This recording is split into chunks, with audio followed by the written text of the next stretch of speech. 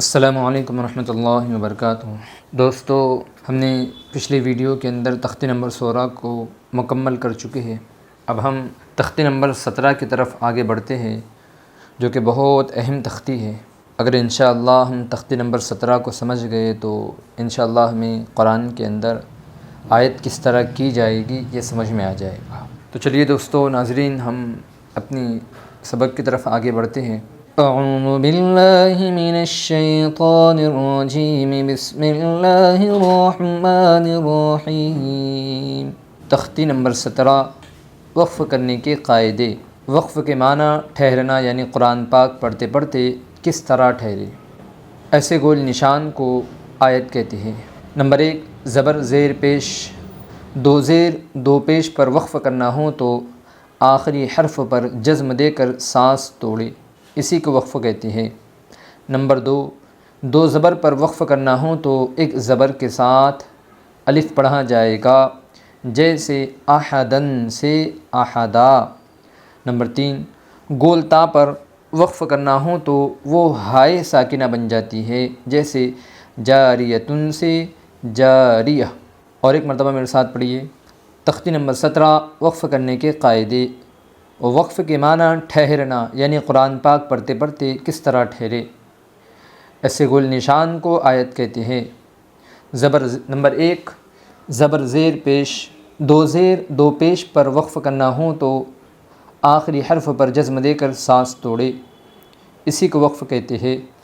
Number 2، دو زبر پر وقف کرنا ہو تو ایک زبر کے ساتھ الف پڑھا جائے گا، جیسے احدن سے احدا۔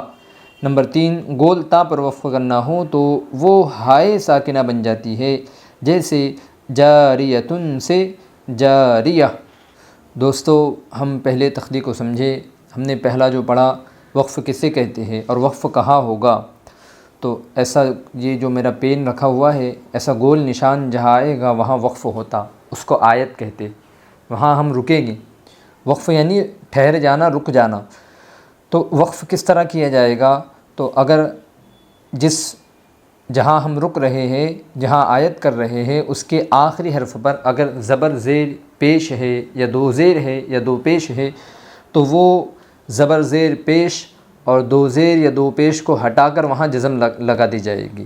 اس کی مثال ہم آپ کو آگے بتائیں گے کس طرح لگا دی جائے گی۔ اور نمبر 2 ہم نے پڑھے، دو زبر پر وقف کرنا ہو تو ایک زبر کے ساتھ الف پڑھا جائے گا، یعنی اگر آخری حرف پر دو زبر ہے اور اس کے ساتھ الف ملا ہوا ہے تو وہاں پر ایک زبر پڑھا جائے گا، ایک زبر کو چھوڑ دیں گے، ایک زبر کے ساتھ الف پڑھیں گے۔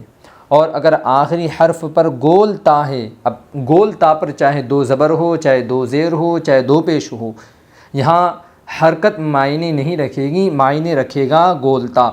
اگر آخری حرف پر گول تا اگر آ جائے تو اس کو ہائے ساکنہ بنا دی جائے گا، جیسے یہاں جاریتن لکھا ہوا ہے، دو پیش ہے گول تا پر، تو دو پیش کو بھی ہٹا دیا جائے گا اور گول تا کو بھی ہٹا دیا جائے گا، یہاں پر ڈائریکٹلی ہائے ساکنہ لگا دی جائے گی۔ جیسے جاریتن لکھا ہوا ہے تو جاریہ پڑے گی، وہ بھی ہم آپ کو انشاءاللہ مثال میں بتائیں گے، مشق میں بتائیں گے۔ تو چلیے دوستو، ہم مشق کی طرف آگے بڑھتے ہیں۔ اعوذ باللہ من الشیطان الرجیم۔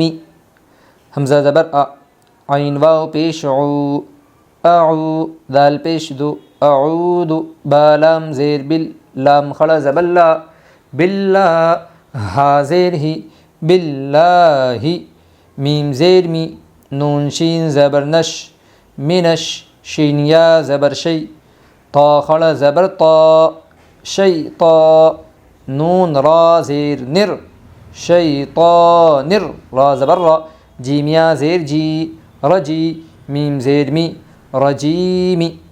آیت ہوگی با حالت وقف میں، زیر کی حرکت کو جزم سے بدل کر پڑھے گے۔ اعوذ باللہ من الشیطان الرجیم۔ رجیم می تھا تو ہم نے اس کو رجیم کر دیے، کیونکہ زیر کو ہم نے جزم سے ملا دیا۔ اس طرح وقف ہوتا ہے۔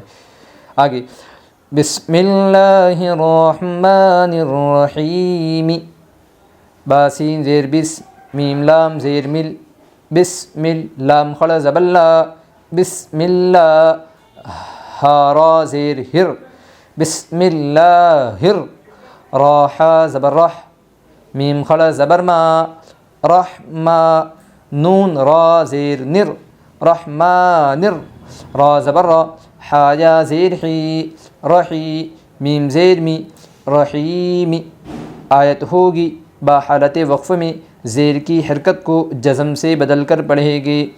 بسم اللہ الرحمن الرحیم، الحمد للہ رب العالمین، حمزہ لام زبر ال، حامیم زبر حم، الحم، دال لام پیش دل، الحم، دال پیش دو، الحمد، حمزہ لام زبر ال، حامیم زبر حم، الحم، دال پیش دو، الحمد، لام لام زیر لل، لام کھڑا زبر لا، للہ، ہا زیر ہی، للہ، را با زبر رب، با لام زیر بل، ربل، عین کھڑا زبر عا، لام زبر لا، عال، میم یا زیر می، عالمی، نون زبر نا، عالمین۔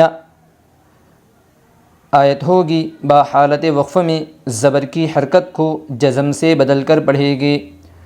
الحمد للہ رب العالمین، ایاک نعبد و ایاک نستعین، حمزہ یا زیر ای، یا الف زبر یا، ایا، کاف زبر کا، ایاک، نون عین زبر نا، با پیش بو، نعبو، دال پیش دو، نعبد، واو زبر وا، حمزہ یا زیر ای، و ای، یا الف زبر یا، و ایا، کاف زبر کا، و ایاک، نون سین زبر نس، تا زبر تا، نستا، عین یا زیر عی، نستعی، نون پیش دو، نستعین۔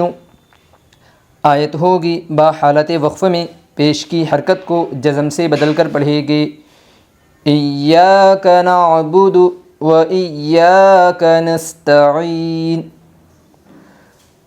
دوستو، ہم نے آپ کو بتا دیا، پہلے بتایا کہ لکھا ہوا کیا ہے، اور پھر اس کا ہجرہ کیا اور بتایا کہ کس طرح پڑھا جائے گا، کس طرح وقف کریں گے۔ میں آپ سے درخواست کرتا ہوں کہ آپ لوگ اس تختی کو صرف یاد ہی نہیں کریں گے بلکہ سمجھ کر یاد کریں گے، کیونکہ ناظرین اگر ہم اس تختی کو سمجھ گئے تو انشاءاللہ ہمارے لیے آیت کرنا آسان ہوگا۔ باقی کی آگے کی مشق ہم انشاءاللہ اگلے ویڈیو میں لیں گے۔ السلام علیکم ورحمۃ اللہ وبرکاتہ۔